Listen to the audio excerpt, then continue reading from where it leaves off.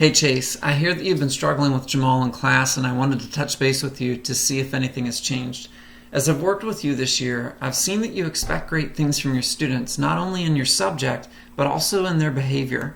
Classroom management and classroom instruction are like yin and yang. They complement and improve each other. Behavioral expectations enable students to learn more because they're focused on the material rather than wasting time in class. And your high expectations allow you to show your students appropriate behavior in social settings.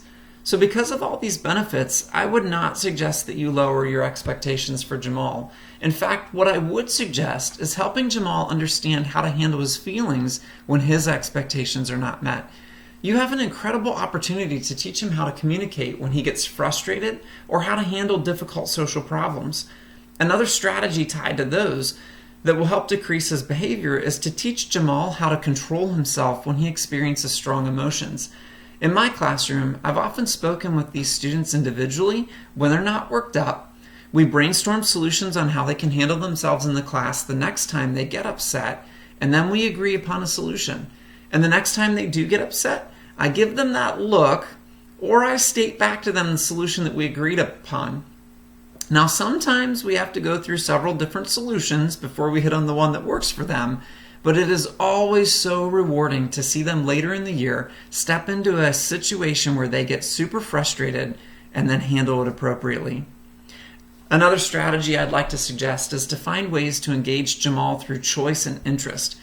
Did you know that Jamal is a really good athlete, and his PE teacher is always saying positive things about him? I was wondering if there are ways that you could incorporate more physicality into your lessons. Getting him out of his seat and moving might engage him with the lesson more. And if you pair that with topics that interest him, he might be more motivated to learn the material. For instance, when you're teaching speed and distance, could you have him get up and act out different speeds and distances? I think you'll find that motivation and choice would not only help Jamal, but all of the students in your classroom. There are also a couple of good articles concerning expectations in a science classroom.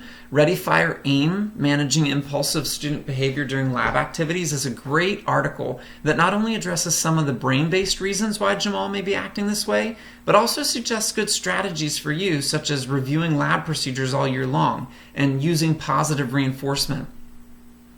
Models of Classroom Management as Applied to the Secondary Classroom by Malmgren, Trezek, and Paul is another good article. This article goes through 3 different levels of establishing classroom expectations that range from teacher-centered to student-centered. And the authors suggest helping students understand their value as well as the consequences of their choices. And although you and I have taught for a while, it never hurts to refresh ourselves on different strategies. So if you have a second, go ahead and skim those articles and maybe we can talk about them the next time we talk. So keep your chin up. Remember that we're here because of the Jamals, and I would love to meet with you to talk about this more. So shoot me an email with some times. Talk to you later.